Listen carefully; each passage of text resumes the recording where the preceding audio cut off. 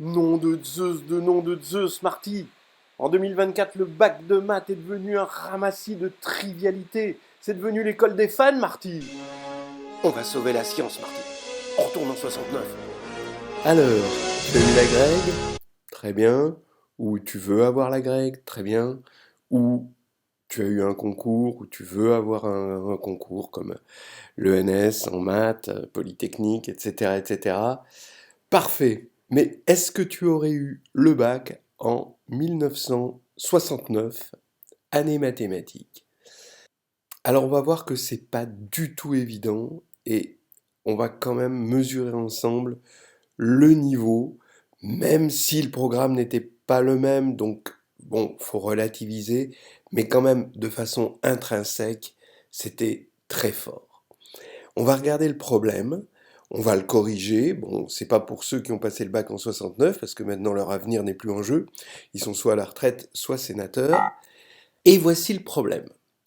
Alors le problème, si j'en parle, c'est parce que Jean-Claude Andrieux l'a passé en 69, il a vu la vidéo concernant les triangles hyperboliques, la géométrie hyperbolique et l'approximation des rationnels, une vidéo récente, et cette vidéo l'a interpellé, il m'a dit «Ah bah ça me rappelle mon bac de 69 où il a eu 17. Et ben bravo Jean-Claude pour ce 17 parce que c'est vraiment balèze d'avoir eu 17 là. Vous allez voir, on va regarder un petit peu le problème et vous allez, tout le monde va se poser des questions.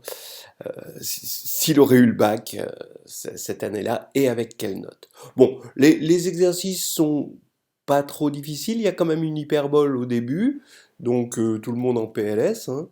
Là ici, vous avez l'hyperbole. Et puis, bon, après une étude de fonction, bon, ça va encore. La primitive de cette fonction n'est pas difficile à calculer, ça va. Bien.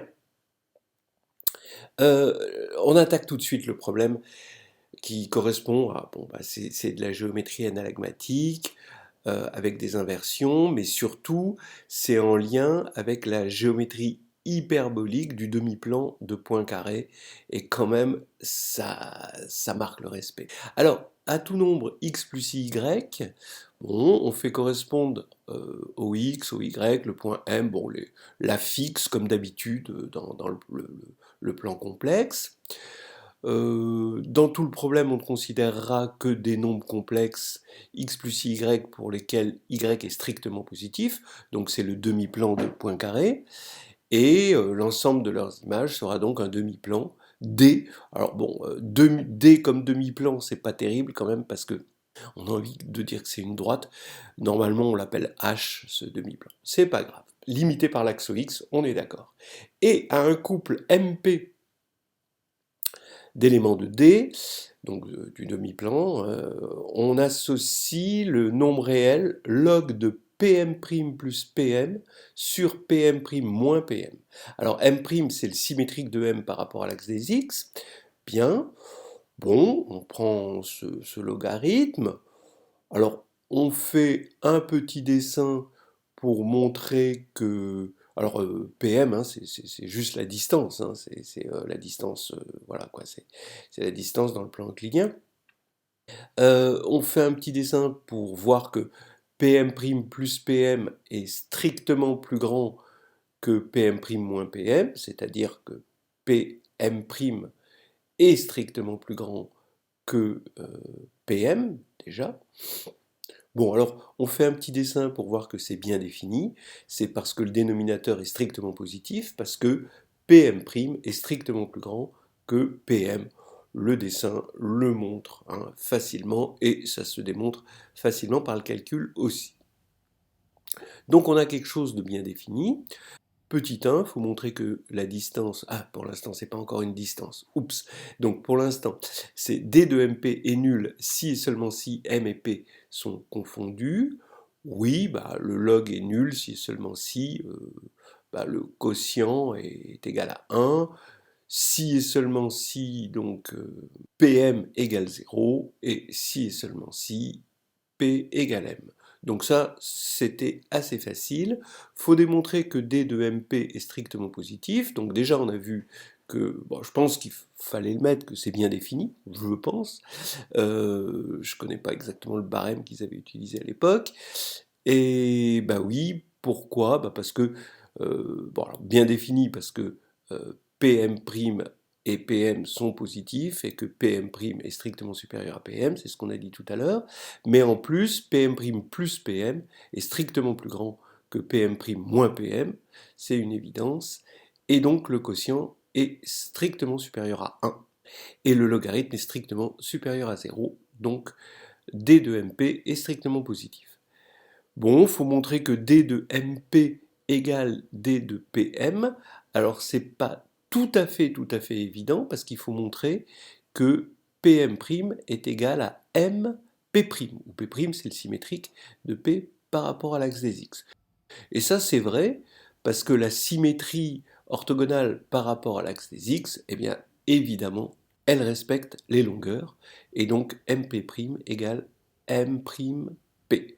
Calculer D de MP, si M est l'image du nombre complexe, bon, ça c'est du petit calcul, on va pas le faire, c'est pas essentiel. Mais regardez ce qu'on va faire. Je vous annonce la couleur quand même. On va démontrer que on a bien une distance. On va montrer des cas d'égalité de l'inégalité triangulaire et on va chercher les cercles hyperboliques, c'est-à-dire l'ensemble des points équidistants d'un point M donné. Donc vraiment, c'est chaud parce que en plus la méthode est originale. Je ne connaissais pas cette méthode, je connaissais des méthodes plus impliquées, plus difficiles. Là, quand même, pas incroyable. C'est-à-dire que le problème déjà en lui-même a demandé un véritable expert en géométrie analagmatique qui connaissait des méthodes que dans des cours de géométrie analagmatique actuels, on ne voit pas. Hein. On voit ça par des méthodes différentes. Bon, je suis fasciné par ce problème. M et P étant les images de deux nombres complexes, bon, alors là maintenant, on a même partie réelle, vous voyez. Donc M c'est x plus iy, P c'est x plus iy'. Alors j'apprécie pas trop les notations quand même, hein, parce que si l'ordonnée de M c'est y, bah, on a envie de dire que l'ordonnée de M' c'est y'. Au niveau notation, faut mettre d'autres notations, mais c'était 69, c'était après 68, et De Gaulle avait bien dit que c'était la chienlit. De même partie réelle, donc x, hein, vous voyez que x égale x', d de mp égale le module de log de, bon, la valeur absolue en fait, hein, de log de y' sur y. Hein, je dis la valeur absolue parce que là, bon, on est en réel. Bon, égale log de mh sur ph.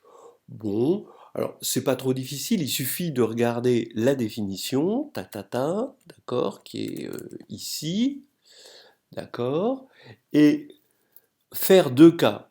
Soit P est au-dessus de M, soit P est en dessous de M, sur la droite MP, qui est une perpendiculaire à l'axe OX. C'est-à-dire que on est dans une situation où P, M et M' sont alignés. D'accord. Donc le tout, c'est de savoir dans quel sens ils sont ordonnés dans l'alignement. Et donc si P est au-dessus de M, ben, on va avoir un sens PMM'.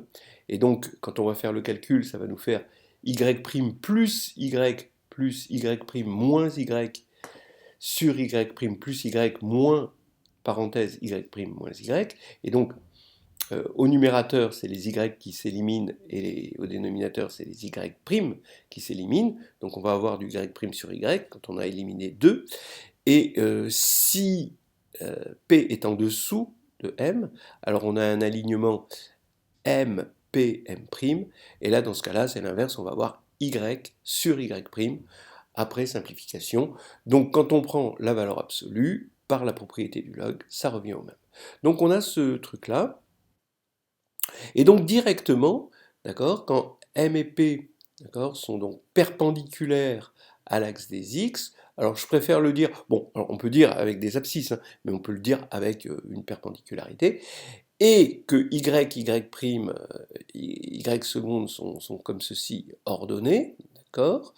On a M, P et Q, hein, donc voilà, on a x plus y, x plus y', x plus i, y secondes.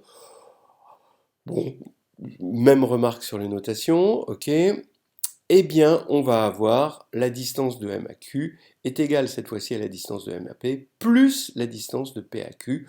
Bah oui, c'est juste la propriété du logarithme, c'est-à-dire que on écrit y seconde sur y est égal à y seconde sur y' fois y' sur y et on applique le logarithme à ça.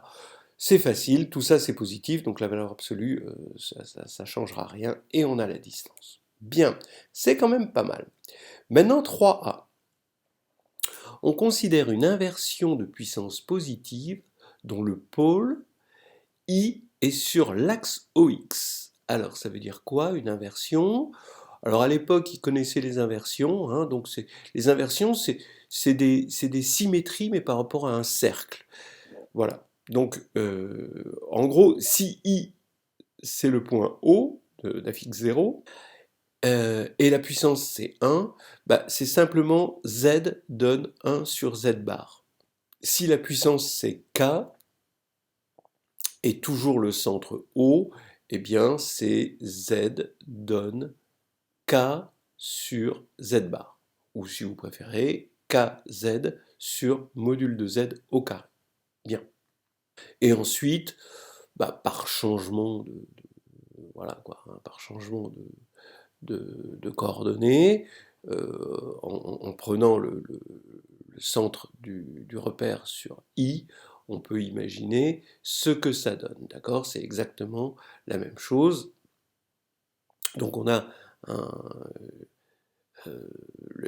l'image, si on appelle Z', l'image de Z, hein, donc on a, et je ne vais pas l'appeler petit i, je vais l'appeler Z0, l'affixe de I, eh bien on a Z' moins Z0 qui va être égal à K sur Z moins Z0, le tout bar. Bon, rien de gros changement.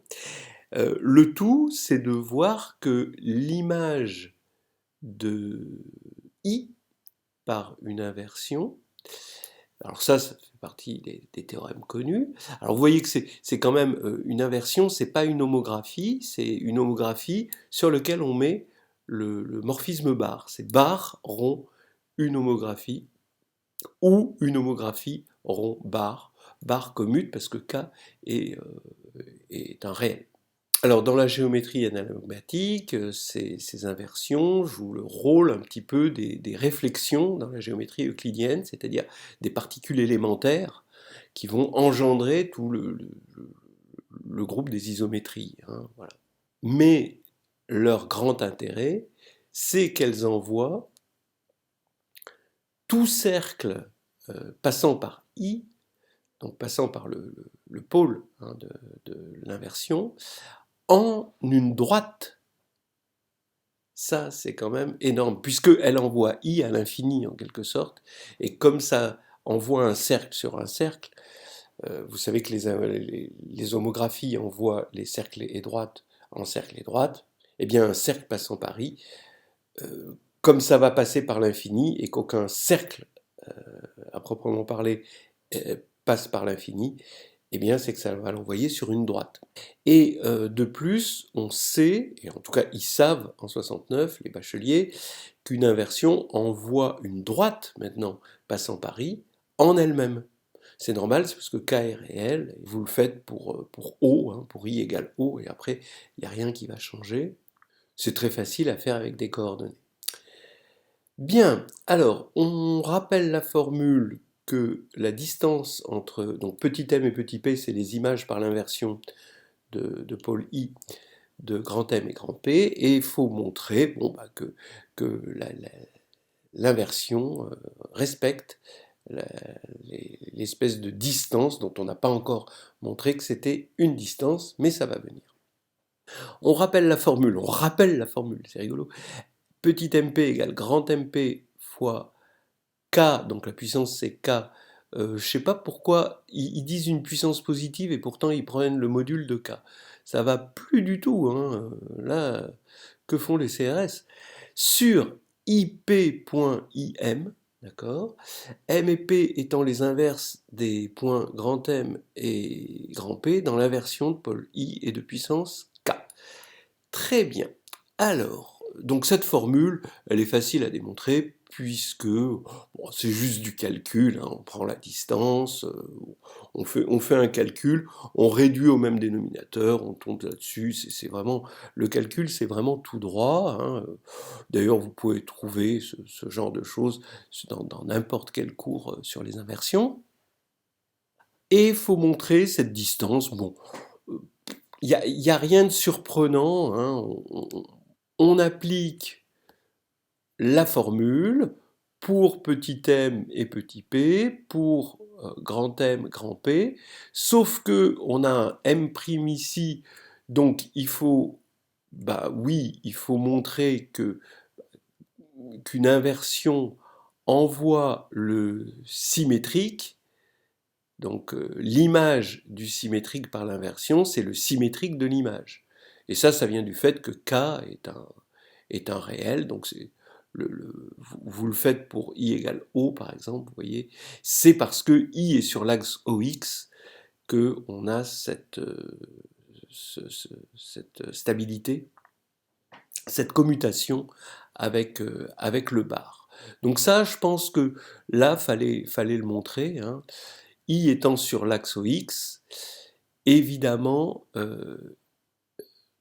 on peut imaginer, hein, que l'image par le bar de l'inversion de pôle I, c'est normalement le bar de l'image de la même inversion, mais de pôle I bar, bref, le symétrique de I. Mais comme I est sur l'axe X, et ben ça reste, et donc on a cette commutation. Et c'est ça qui va faire qu'on va pouvoir mettre un petit m', et en utilisant la formule ici, on va obtenir la stabilité de la distance. Bien, c'est quand même pas tout à fait évident à rédiger, il faut bien penser à cette histoire de symétrique et de commutation, hein, du symétrique quand même au bac. Ça demande une petite intuition pas tout à fait évidente, hein. C'est des invariants quand même, hein. Bon, allez, on continue. On donne deux points distincts alpha et bêta de l'axe OX et le demi-cercle de diamètre alpha-bêta situé dans le demi-plan D. Alors ceux qui ont vu la vidéo justement que je viens de faire sur les triangles hyperboliques, la géométrie hyperbolique, vous voyez que c'est comme ça qu'on trouve des géodésiques, hein, parce que ça va être des cercles orthogonaux à l'axe X. Et ce sont les géodésiques, en fait, de la géométrie hyperbolique. Bon, alors, si M, P et Q sont trois points de ce demi-cercle, donc sur des géodésiques, tels que P appartiennent à l'arc MQ de ce demi-cercle, donc ça veut dire que P se retrouve entre les deux, hein, donc voilà, démontrer en utilisant une inversion de pôle alpha que D de MQ est égal à D de MP plus D de PQ. Bah, ce qui va se passer, c'est que on va utiliser l'inversion de pôle alpha, on va obtenir des points respectifs petit m, petit p et petit q, tout en conservant la distance, et en conservant aussi l'ordre des points. Donc, on va pouvoir appliquer à la fois la formule du 3 petit a, et maintenant, je dis qu'on va appliquer la formule du 2 qu'on vient d'obtenir dans le 2. Pourquoi? Parce que comme on a pris une inversion de pôle alpha, le cercle passant par alpha va devenir une droite, d'accord, qui contient évidemment petit m, petit p, petit q, mais, alors ça c'est encore une chose, c'est que l'inversion, ça conserve l'orthogonalité, et comme le cercle, il est orthogonal à l'axe OX, puisqu'il a pour diamètre alpha bêta, eh bien la droite, par conservation, c'est ce qu'on appelle des applications conformes, hein, des applications qui conservent l'angle. Donc ici, l'angle, alors là, ça conserve l'angle, comme c'est une inversion, ça conserve l'angle, on va dire, en valeur absolue, hein. Eh bien, on va avoir une droite orthogonale à OX. Comme c'est une droite orthogonale à OX, c'est exactement les droites dont on s'est occupé dans le petit 2, hein, de même partie réelle, petit x. Et donc, on peut appliquer la formule du 2, et avec 3a, ça nous fait 3b. Voilà, petit c.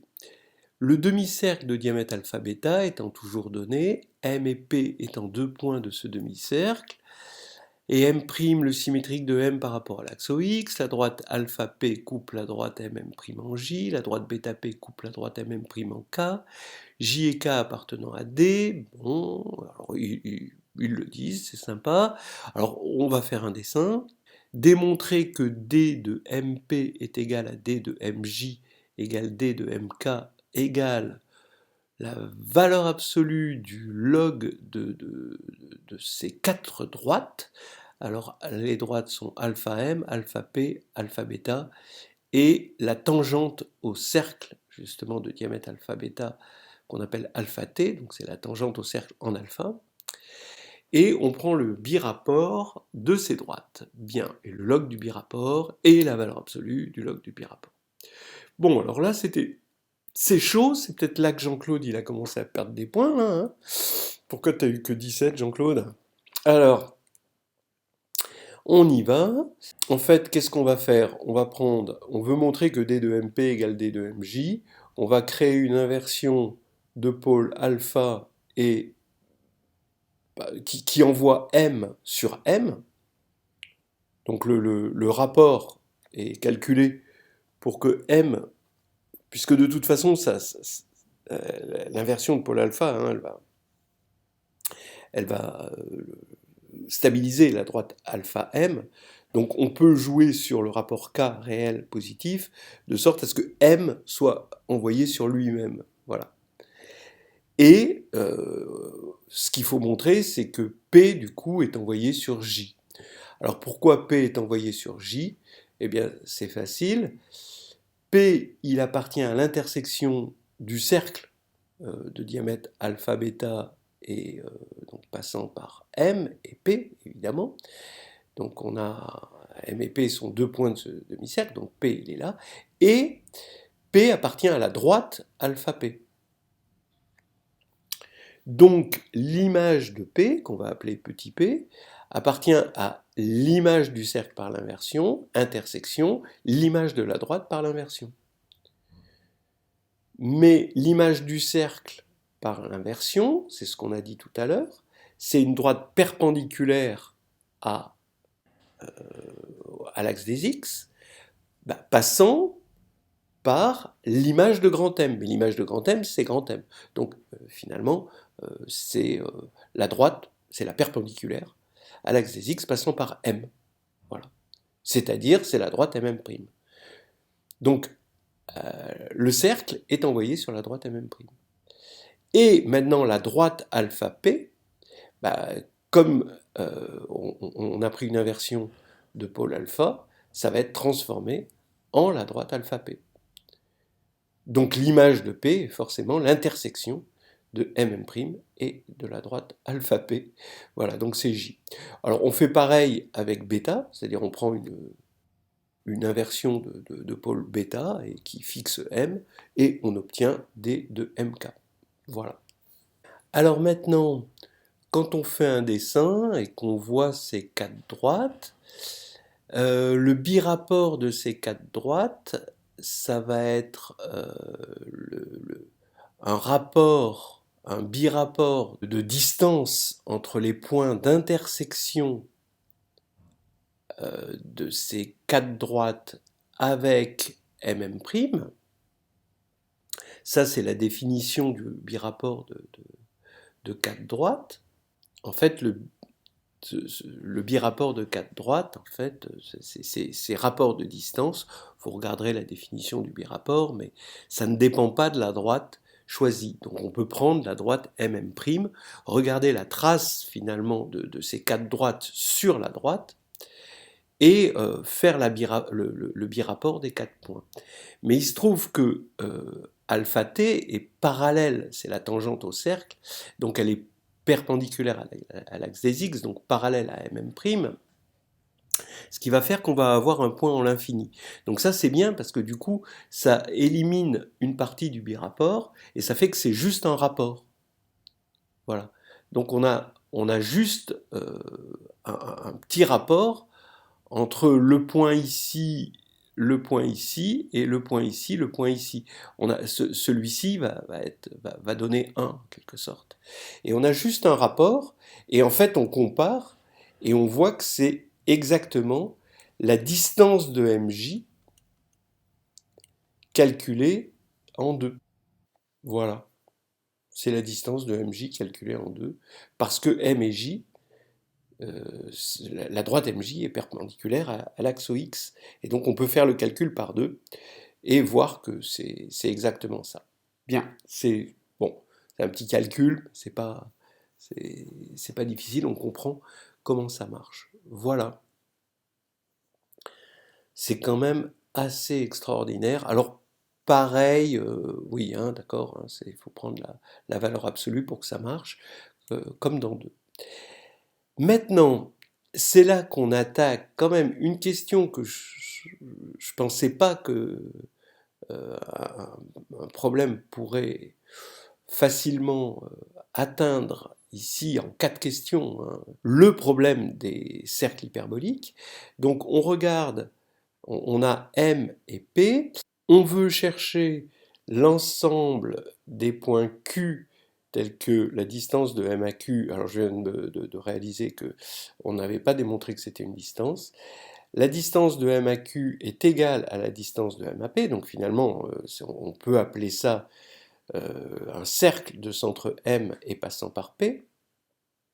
Mais comme on a une distance hyperbolique, ça s'appelle un cercle hyperbolique. Quel est l'ensemble des points Q, hein, tel qu'on a ça? Alors, je trouve ça un peu difficile, mais en même temps, c'est une dernière question. Et c'est en 69. Donc, regardez ce qui se passe. D'abord, c'est facile de voir que en écrivant ça, faut montrer que c'est un cercle. D'accord? C'est un cercle. Bah oui, parce que quand on va écrire log de Pm' plus Pm sur Pm' moins Pm égale log de Qm' plus Qm sur Qm' moins Qm, on peut simplifier les logs. Donc on a Pm' plus Pm sur Pm' moins Pm égale Qm' plus Qm sur Qm' moins Qm. Et là, on fait le produit des extrêmes et des moyens, on simplifie, et on va tomber sur Qm fois Pm' égale Qm' fois Pm. C'est-à-dire, étant donné que M et M' et P sont fixés, ça s'écrit que Qm est égal à un certain lambda, hein, strictement positif, Qm'. Alors Qm égale lambda Qm', où M et M' sont fixés, eh bien ça, vous vérifiez que c'est une équation de cercle. Voilà. C'est-à-dire que c'est facile par le calcul, et ça c'est, bon, voilà, hein, nous dans Histoire hédoniste, on a directement défini la distance hyperbolique avec le logarithme, mais on n'a pas fait le lien avec cette formule-là. Et ça, c'est assez joli parce que on voit que les cercles hyperboliques sont des vrais cercles, en fait. Voilà. Donc maintenant, c'est des cercles. Donc l'ensemble des Q, ça va être un cercle. Et ça va être le cercle passant forcément par P, passant par J et passant par K, et on sait que 3 points déterminent un unique cercle. Bon, on peut dire qu'ils sont distincts, bon, ça c'est pas trop difficile. Et voilà, c'est le cercle, donc la réponse c'était le cercle PJK. C'est quand même magnifique d'avoir trouvé ça. Alors, entre parenthèses, pourquoi c'est une distance? On n'a pas démontré l'inégalité triangulaire. Bon, peut-être que c'était peut-être un 3 petit b bis, parce que, vous voyez, quand on a, voilà, quand on a 3 points comme ça, en fait, on peut ramener, si on prend M et P et Q quelconque, on ramène par une inversion, comme on a vu, M et P sur une droite verticale, et Q, lui, n'est pas forcément là sur une droite verticale. Là, ce qui faisait que MP et Q étaient sur la même droite verticale une fois passé l'inversion, c'est parce qu'ils étaient tous les trois sur le demi-cercle selon 3B. Hein, d'accord. Mais si Q n'est pas sur le demi-cercle, eh bien, les images par l'inversion ne seront pas alignées. Mais dans ce cas-là, on voit qu'on a une inégalité hein, qu'on peut prouver avec le petit 2. C'est un peu difficile, c'est un peu impliqué, mais on peut montrer. Et donc, par stabilité de l'inversion, eh ben, on aura une inégalité tout le temps. Voilà, donc c'est un peu pour ça qu'on a ça. Regardez, si ça vous intéresse, ces histoires-là, c'est quand même très joli. Regardez Nouvelles histoires hédonistes de groupe et de géométrie, chapitre 10, c'est fait là-dedans. Voilà, merci encore à Jean-Claude Andrieux de m'avoir parlé de ce petit problème qui est vraiment adorable et c'est extrêmement surprenant. On voit vraiment le niveau en maths, c'est c'est le champ du signe de la géométrie au bac, quoi, hein, je trouve.